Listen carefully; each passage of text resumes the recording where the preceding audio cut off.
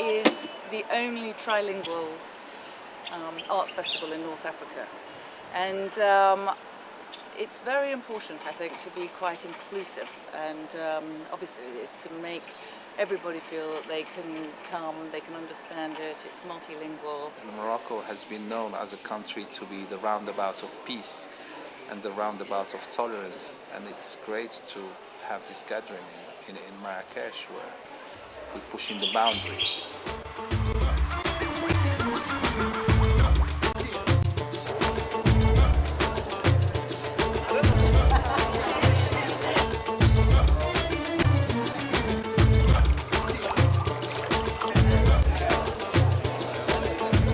It's very interesting for people who are living here, the students, but not only the students, also the people living in Marrakesh, to cross different way of looking at the world. And that makes the beginning of discussion. We commissioned Abdallah Karoum, who is the most respected Moroccan curator, to do the major exhibition for the Biennale. We had many discussions about whether it should just be North African art, and he was adamant that Morocco was ready to have an international exhibition and shouldn't be ghettoized in any way, and I think he was quite right. So I think we had 32 artists from all over the world. We commissioned over half the works for the exhibition, and it was held in the Palais Bahia. We were blessed to have the space. It's a building with a big charge of contemporary Moroccan history. It was the place for the royal family, it was the place for colonial power, and now it's for people. Today you can travel everywhere, you have access to everything, but in the same time everything is framed, everything is defined in advance.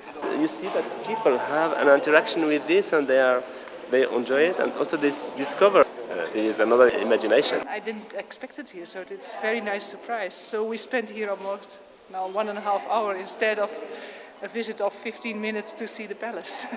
Well, at first I was being very honored by my curator here that he proposed me this amazing, prestigious space. And for me, I'm very pleased because it really works, this kind of contrast because of the memory of the place, its architecture, its amazing beauty. And you see, in Europe, we also have the show too, but it's getting very complicated. We're always in these big white cubes, these aseptic minimal spaces. At least here, there is a strong identity of the building, the architecture, and so therefore we have to relate or integrate, but at least work with it in one way or another. For me personally, I'm sorry, my point of view, it has been transformed, this place as a scrapyard. The place. For me personally, this is not an art. Let's go and have a look at the windows and see what he's saying. Come with me.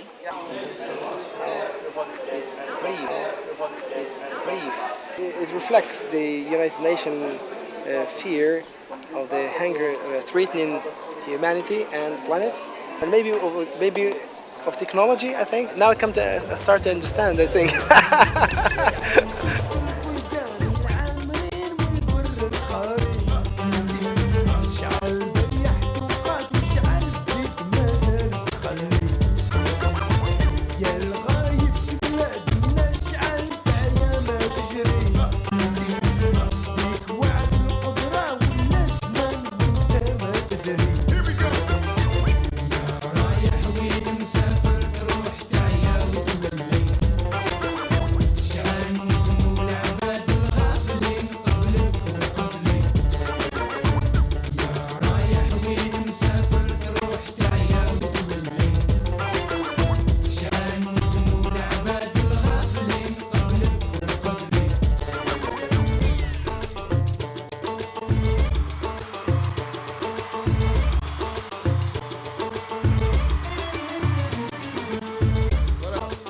I'm here to present a project that I've done in August 2008 on the Strait of Gibraltar.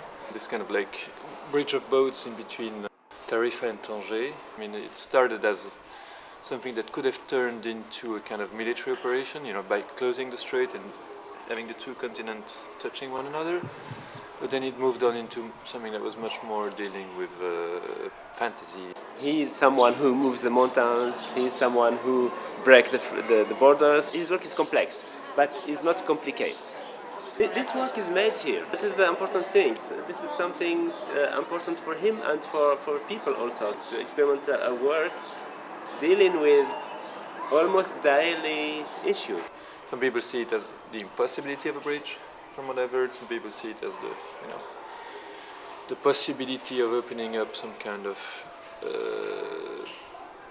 as I say, dialogue, some kind of conversation with the other side. But the readings are very different, and I think I've tried to leave that ambiguity in the footage, because as you can see, obviously there's no bridge happening, which is the illusion of a bridge. In the best scenario case, they might meet on the horizon, which is a nothingness. I think that's what we are missing in Morocco, so that intellectuals and people who have the duty to speak for us, they don't do it. And that is not good, because I don't think an artist is here only to show off or to say something personal.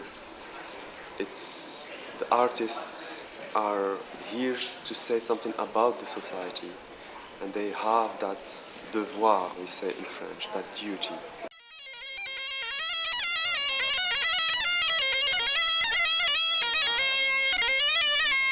Laurent Berger and Julien Fezera came to us a year or two ago wanting to create a work especially for AIM, which was going to really engage the local population and have a very, very solid feeling of the place. The Gymne El Fana is a world-famous World Heritage Site. It's an enormous square in the middle of Marrakesh. I think the starting point of our project was that Gymne El Fana was called Patrimoine oral et immatériel de l'humanité by UNESCO, the oral and intangible World Heritage of humanity. We were kind of questioning this idea of oral and intangible, and how do we artists relate to that notion of intangibility. After a few weeks of our investigation with different historians, scientifics, etc., suddenly the notion of anthropological death came up. We don't want Gymne El Fana to be a museum, and that would kill it absolutely. So we have to find ways, we and everyone, Moroccans and foreigners and outsiders, have to find a way to keep it alive. Once upon a time, there was a king who was having dinner with his wife. And we thought the taxi was sort of another icons of the city, and we thought that could be placed in the taxis will be creating this intimate situation between an audience and a storyteller. At the beginning, they're a little bit surprised, and after, you see on their faces and in their eyes, they are émerveillés.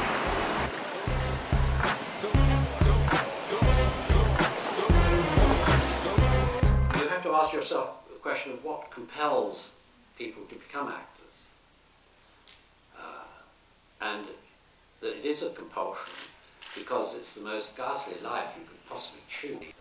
Nearly all actors have some kind of awful moment before they go onto the set. You know, they throw up or they get the shakes. There is a thrill about it that is addictive, because when it works, you feel it's almost like you're flying, and it's like you were talking about.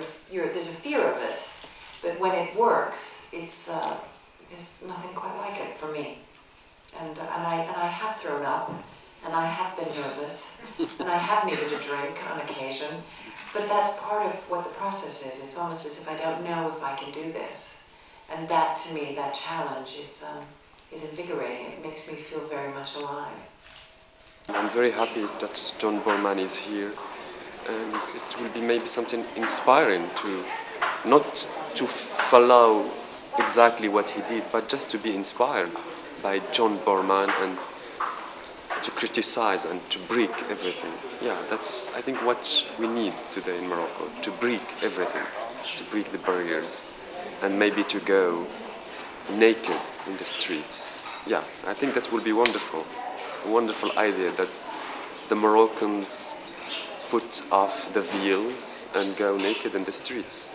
That's what I try to do in my books.